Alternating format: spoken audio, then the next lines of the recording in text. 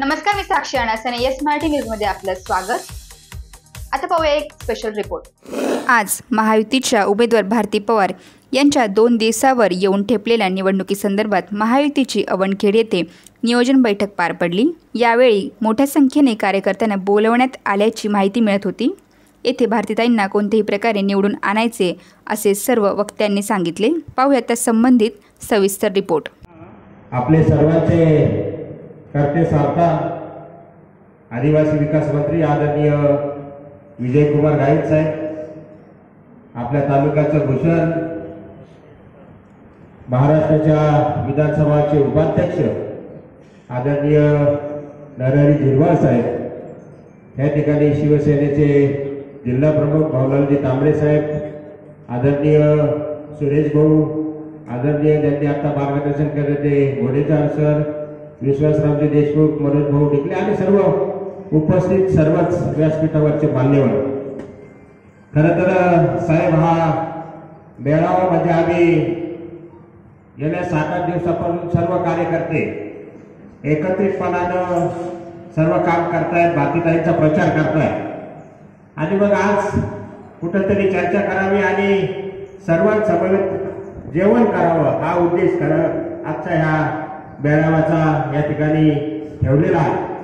परंतु आमचं नशीब चांगलं, योगायोगाने आपण या तालुक्यामधून जात होता आणि आपल्याला कळालं आणि साहेबांना ज्यावेळेस कळालं की भारतीताईंच्या प्रचारार्थ या ठिकाणी आपण हा कार्यक्रम आयोजित ठेवला आहे, ते पण आपल्याला भेटीसाठी आणि मार्गदर्शन करण्यासाठी ते पण आपल्यामध्ये या ठिकाणी उपस्थित झाले.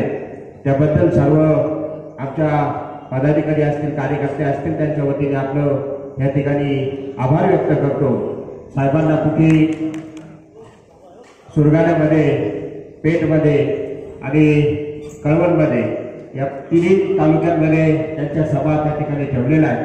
त्याच्यामुळे त्यांनाही पुढच्या कार्यक्रमासाठी त्या ठिकाणी जायचंय.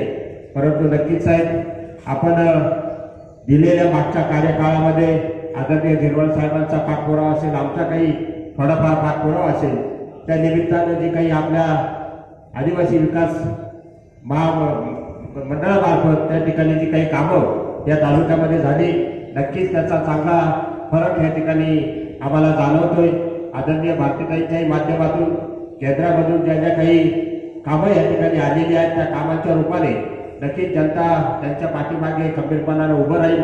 मधल्या काळामध्ये थोडासा कांद्याचा वगैरे हा विषय पुढे आला होता, परंतु गेल्या ही निर्यात बंदी उठल्यानंतर जो कांद्याचे भाव वाढले आणि खऱ्या अर्थाने शेतकऱ्यांच्या हातामध्ये पैसे मिळायला लागले, तर तो निर्णय फार स्वागतार्थ झाल्यामुळे नक्कीच आदरणीय भारतीताईंच्या पाठीमागे खंबीरपणानं आम्ही सर्व त्या ठिकाणी उभे आहोत. या तालुक्यामध्ये तर आपण बघितलं पाहिजे की आदरणीय झिरवाळ साहेब असतील, मी असेल, मागचा कार्यकाळ बघितला तर मागच्या पंचवार्षिकमध्ये याच आदरणीय भारतीताईंच्या समोर मी स्वतः उमेदवारी त्या ठिकाणी केली होती.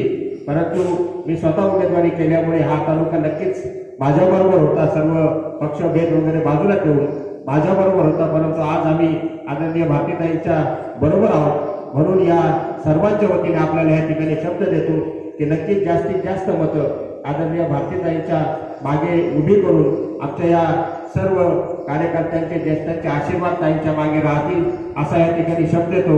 आपल्यालाही पुढे जायचं असल्या कारणाने या ठिकाणी फार जास्त वेळ न घेता आता याच्या माझ्यानंतर आदरणीय मंत्री महोदय हेच आपल्याला संबोधित करणार आहे आणि त्याच्यानंतर मग पुन्हा आपला कार्यक्रम या ठिकाणी सुरू राहणार आहे. त्याच्यामुळे सर्वांच्या वतीने साहेबांना आम्हाला सर्वांना मार्गदर्शन करावं अशी सर्वांच्या वतीने विनंती करतो.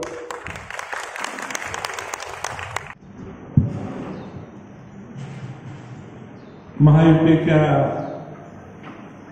उमेदवाराच्या प्रचाराच्या निमित्तानं या ठिकाणी मंचावर उपस्थित महाराष्ट्राचे विधानसभेचे उपाध्यक्ष सन्माननीय झिरवाळ साहेब, माजी आमदार सन्माननीय धनराज महाले साहेब, मंचावर उपस्थित सर्व महायुतीतील घटक पक्षांचे सर्व सन्माननीय नेतेगण आणि उपस्थित माझ्या बंधू भगिनींनो, या ठिकाणी लोकसभेच्या निवडणुकीच्या निमित्तानं महायुतीचे उमेदवार सन्माननीय भारती पवार यांच्या प्रचाराच्या निमित्तानं या ठिकाणी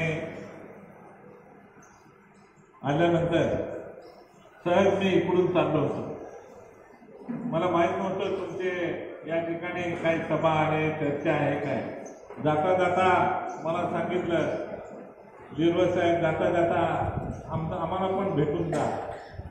म्हणून आज त्यांना भेटायच्या निमित्तानं सर्वांची भेट झाली. मनापासून आनंद झाला. कारण दिंडोरी असेल, कळवण असेल, सुरगाणा असेल, हा आदिवासी भाग आहे. हा कित्येक वर्षापासून मी राजकारणात आल्यापासून आपले संबंध राहिलेले आहेत आणि सातत्यानं एकमेकाच्या अडचणीला आम्ही धावून गेलेलो आहोत, एकमेकाला सहकार्य करत आलेलो आहोत.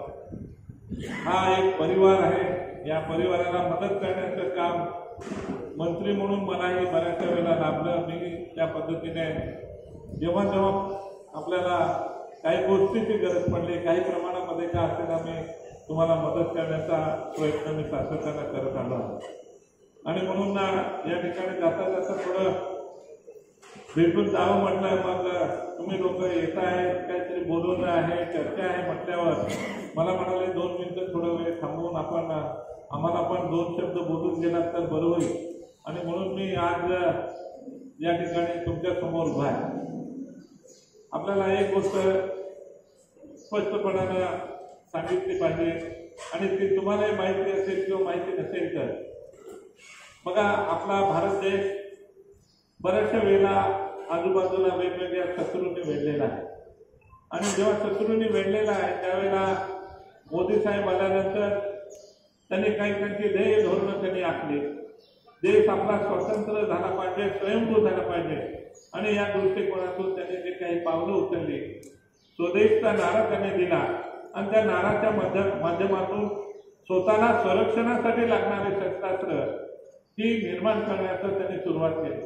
आणि आज अशी स्थिती आहे, यंत्र शस्त्र मोठ्या प्रमाणामध्ये आपण तयार करायला सुरुवात केली. आज मोठ्या प्रमाणामध्ये शस्त्रास्त्र आपण तयार करू शकतो आहे. पूर्वी आपल्याला शस्त्रास्त्र बाहेरून विकत घ्यावी लागत होती आणि ते विकत घ्यावे लागत असल्यामुळे पैसाही खूप जात होता. आणि अशा पद्धतीने अशी परिस्थिती असताना आपण हे शस्त्रास्त्र निर्माण करायला जी सुरुवात केली, त्याच्यामुळे आज आपल्याकडे आपण स्वतःचं संरक्षण करू शकू एवढी शस्त्रास्त्र आपल्याकडे. एवढंच नाही तर दुसऱ्या देशालाही आपण शस्त्रास्त्र विकू शकतो, अशी आजची परिस्थिती आहे. त्याच्यामुळे आज आपला देश आहे, आज देश सुरक्षित राहिला. आजूबाजूला जे राज्य आहे, हे देश आहे, ते देश वेगळ्या नजरेने आपल्याकडे बघत होते. आज बाहेरचे देश आहेत ते वेगळ्या नजरेने बघत होते. आज त्यांची हिंमत होत नाही की आपल्याकडे डोळे वटारायचे. पूर्वी डोळे वटारायचे, दम द्यायचे आपल्याला. ही स्थिती आज राहिली नाही. आज आपला देश सुरक्षित निश्चितपणानं झाला आहे. म्हणजे ती सुरक्षितता देशाची वाढवण्याचं काम, सुरक्षित ठेवण्याचं काम आदरणीय मोदी साहेबांनी या ठिकाणी निश्चितपणानं केलं आहे. त्याचबरोबर मोदी साहेबांनी मधल्या काळामध्ये G20 आहे, G20 साठी बैठका घेतल्या. मोठ्या प्रमाणामध्ये वेगवेगळ्या देशांना प्रसारण केलं. का प्रसारण केलं? आपल्या इथे मोठ्या प्रमाणामध्ये तरुण आहे.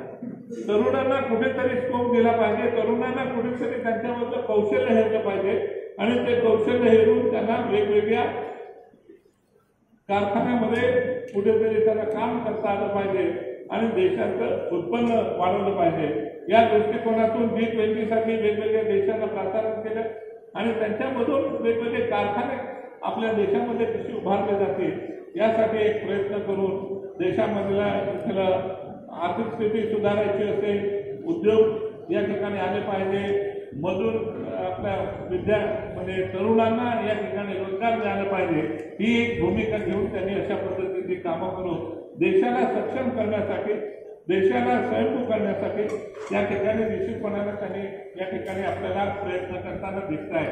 त्याच्यामुळे तरुणांना हे जॉब चांगल्याने मिळू शकेल, 2 पैसे मिळतील, इथला माणूस स्वाभिमानानं जगण्याची तर त्याच्याकडे आर्थिक स्थिती सुधारेल, अशा पद्धतीने त्यांनी मध्ये प्रयत्न केले.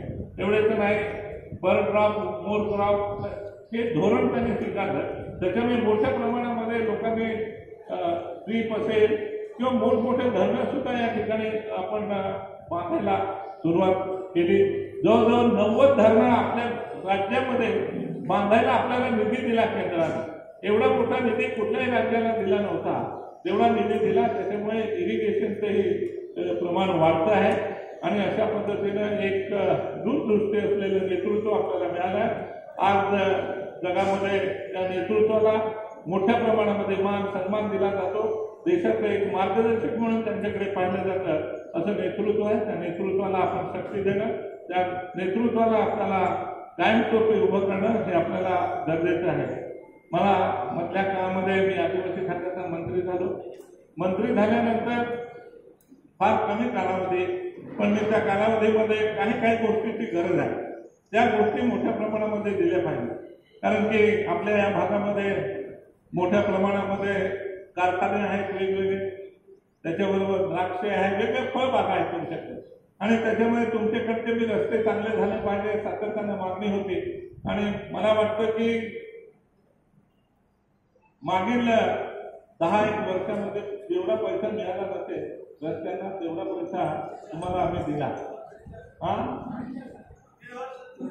म्हणून मी तुम्हाला तेच सांगतोय, तुम्हाला एवढा पैसा कधी मिळाला नाही 10-15 वर्षात. तेवढा पैसा 1.5 वर्षामध्ये मी तुम्हाला दिला.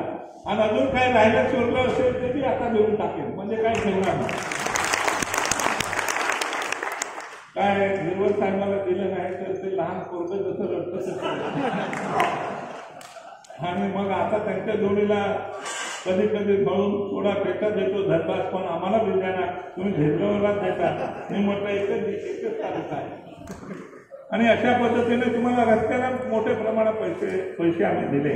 आणि आता याच्या पुढे आम्ही भगवान बिरसा मुंडा नावाची एक रस्ते जोड योजना तयार केली आहे, जे नॉन प्लॅन रस्ते आहे, जिथे पुलं नाही, पक्षे नाही वगैरे, संरक्षण भिंती नाही, किंवा अंगणवाड्या, शाळेच्या खोल्या यांना जोडणारे रस्ते असतील, स्मशानभूमीला जोडणारे रस्ते असतील, आश्रमच्या वसतिगृहांना, प्राथमिक आरोग्य केंद्राला, ग्रामीण रुग्णालयांना यांना जोडणारे रस्ते नाही.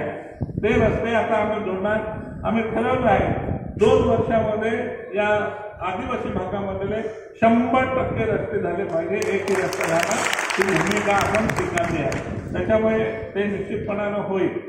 दुसरं, आता आम्ही हेही ठरवलं आहे, ज्या ज्या ठिकाणी उपसा योजना करायची आहे, ज्या ठिकाणी तुटले फुटले सुधारायचे आहे, धरणं आहे बाकीचे, त्यांनाही आपण निधी द्यायचं आपण ठरवलेलं आहे. छोटे छोटे बांध जिथे घालायचे आहे ते बांध घालायलाही आम्ही आता हेड उघडले आहे. त्याच्यामुळे या पुढच्या काळामध्ये शेतकऱ्याच्या हिताच्या दृष्टीने त्याच्यासाठी जे करावं लागेल ते आम्ही करायचं ठरवलेलं आहे. आणि शेतकऱ्याचं हे करत असताना त्याला शेतकऱ्यामध्ये शेतीसाठी लागणारी अवजारे असतील, वेगवेगळे असतील, ते शबरीच्या माध्यमातून असेल, शबरी वित्तीय महामंडळाच्या माध्यमातून असेल, किंवा न्यूक्लियर बजेटच्या माध्यमातून असेल, ते आपण द्यायचं ठरवलेलं आहे. कारण काय आहे, काहींकडे कमी शेती आहे, शेती करायला बऱ्याच अडचणी आहे, त्या ठिकाणी मजूर सुद्धा मिळत नाही.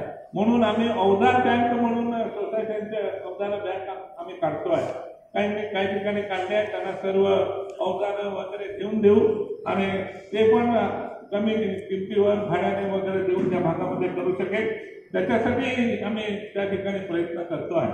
त्याचबरोबर फार्मर प्रोड्युसिंग कंपनीज आहेत, त्याचबरोबर वंथन केंद्र आहे, सोसायटीज आहेत, यांना सुद्धा आम्ही मोठ्या प्रमाणामध्ये फंडिंग करायला सुरुवात केलेली आहे. मागच्या वर्षी जवळजवळ 150 कोटी रुपये या फार्मर प्रोड्युसर कंपनींना आम्ही दिले. तेव्हा ते पैसे आम्हाला केंद्राचे पैसे होते. पूर्वी शबरी फायनान्स कॉर्पोरेशन आहे, हे पैसे आम्हाला केंद्र देत होतं. केंद्र आम्हाला फार कमी पैसे द्यायचं, 5 कोटी 10 कोटी दरवर्षी द्यायचे, 2 वर्षांनी वापस करायचे, अशा पद्धतीने ते देत होते. पण मी हे आपलं निवडणूक लागण्याच्या 1 महिना अगोदर आम्ही ज्या काही केंद्राच्या योजना होत्या, काही समाज कल्याणच्या, राज्याच्या समाज कल्याणच्या योजना होत्या, ओबीसीच्या योजना होत्या, विमुक्त भटक्या जमातीच्या योजना होत्या, अपंगांच्या योजना होत्या, त्या सर्व योजना मी क्लब केल्या आहेत. आणि त्या क्लब करून मागच्या वर्षी मार्च संपता मी 50 कोटी रुपये त्याच्यासाठी ठेवले आणि अजून 100-150 कोटी ठेवून त्याच्या माध्यमातून मुलांना वाहनं घेण्यासाठी, काही छोटे छोटे उद्योग करण्यासाठी आम्ही त्याच्यासाठी डायरेक्ट आता निधी द्यायला आम्ही सुरुवात करतोय. त्याच्यामुळे त्याचा फायदा मोठ्या प्रमाणामध्ये लहान लहान उद्योजक आहेत त्यांना मिळू शकेल. किंवा वाहनं आहेत आपल्या त्याच्यामध्ये जीप आहे, ट्रक आहे, ट्रॅक्टर आहे, त्याच्यानंतर टेम्पो आहे, रिक्षा आहे, या गोष्टीचा पण त्यांना फायदा होऊ शकेल. त्यामुळे त्यांना छोटे मोठे व्यवसाय त्यांना करता येतील. आणि अशा पद्धतीने आम्ही त्याची सुरुवात या भागामध्ये पूर्ण राज्यामध्ये करू. आणि अशा पद्धतीने आदिवासी बांधवांना, त्या भागातील लहान माणसं, त्यांना सर्वांना फायदा होईल या दृष्टिकोनातून आपण ते हे करायचं ठरवलेलं आहे. त्याचबरोबर शेतकऱ्यांना जोडधंदा म्हणून आम्ही गायी असतील, म्हशी असतील, बकऱ्या असतील तेही देणार आहोत. जेणेकरून काही वेळेला काही नुकसान झालं तर कमीत कमी थोडंसं आधार मिळू शकेल म्हणून आम्ही जोडधंद्यासाठी पण देणार आहोत. मोठ्या प्रमाणामध्ये देणार आहोत. आम्ही सुरगाणामध्ये 2,500 लाभार्थ्यांना गायी पण दिल्या आम्ही. आणि अशा पद्धतीने आम्ही सर्वीकडे देणार आहे. कोणी नाही, जो मागेल त्याला आम्ही देणार, उभं करायचं काम करू. आणि अशा पद्धतीने हे सर्व गोष्टी आम्ही करायच्या ठरवल्या आहेत. निश्चितपणानं सरकार आपल्याला सर्वांना मदतीचं होईल, चांगलं होईल आणि सर्वांचं व्यवस्थित होईल अशा दृष्टीने आम्ही सातत्यानं प्रयत्न करतो आहे. आणि त्याचबरोबर केंद्र सरकारमध्ये 275 एक असेल, स्पेशल सेंट्रल असिस्टन्स असेल, त्याच्यासाठी आम्ही वेगळ्या रीतीने त्या त्या जिल्ह्यामध्ये ज्या ज्या गोष्टीची गरज आहे, शेतकऱ्यांना काही गोष्टीची गरज असेल, उद्योजकांना काही गोष्टीची गरज असेल, तर त्याच्यासाठी लहान लहान प्रोजेक्ट बनवून आम्ही 275 आणि स्पेशल सेंट्रल असिस्टन्स आम्ही पाठवू. त्याच्यामुळे त्या भागातली जी रिक्वायरमेंट आहे, जी आपण कशामध्ये देऊ शकत नाही, ती त्याच्यामधून आम्ही उपलब्ध करून देतो. आणि त्याच्यामुळे त्याचाही फायदा होईल. आम्ही केंद्राच्या माध्यमातून तोही निधी आम्हाला मिळू शकेल. पूर्वी काय व्हायचं की केंद्रामध्ये पण पैसा असतो, प्रत्येक डिपार्टमेंटमध्ये पैसा आहे, पण त्या केंद्रामधल्या त्या डिपार्टमेंटला जो पैसा आहे त्याच्यासाठी आम्ही कधीच प्रपोजल पाठवत नव्हतो. प्रत्येक डिपार्टमेंटला आम्ही आदिवासी विकास विभागामधून डायरेक्ट आम्ही प्रपोजल पण पाठवू शकतो. ते डायरेक्ट प्रपोजल त्या ठिकाणी मंजूर होऊ शकतात. आणि अशा पद्धतीने जे काही चॅनल्स आहेत एवढे आपल्याला जिथून निधी मिळू शकेल ते आपण निश्चितपणाने मिळवून या पुढच्या काळामध्ये हे सर्व करायचं आहे. पण हे बोलत असताना मला हे पण सुचवायचं आहे तुम्हाला की आमच्या पुढच्या याला 3च महिने बाकी आहे. आम्ही पुन्हा ऑगस्टच्या एंडमध्ये किंवा सप्टेंबरच्या पहिल्या आठवड्यामध्ये आम्ही निवडणुकीला आमदारकीच्या आचारसंहिता लागणार आहे. आणि म्हणून मी तुम्हाला सांगतो की 4 तारखेनंतर आचारसंहिता उठल्याबरोबर पुढील 8 दिवसामध्ये मी जे सांगितलं की शबरी वित्तीय महामंडळाच्या जाहिराती येणार. त्या जाहिराती येणार 15 दिवसामध्ये फॉर्म भरायचा आहे. पुढच्या 15 दिवसामध्ये आम्ही मंजुऱ्या देणार. आमचा प्रयत्न हा आहे की जुलै महिना संपण्याच्या अगोदर तुम्हाला मंजुऱ्या देऊन तुमच्या हातात पडलं पाहिजे. कारण हे काय होतं माहिती आहे, ते तुमच्या हातात नाही पडलं मग नेहमीसारखं टाकलं असतं. असंच सांगतं सरकार, देत तर काही नाही, जाहिरात तर देऊन टाकली. या धंदा खोटा. द्यायचं तर इमानदारीने द्यायचं नाही, तर बोलायचंच नाही, करायचंच नाही. आणि म्हणून त्याच्यासाठी तुम्ही तत्पर राहिले पाहिजे. एवढंच मला या निमित्तानं सांगायचं आहे.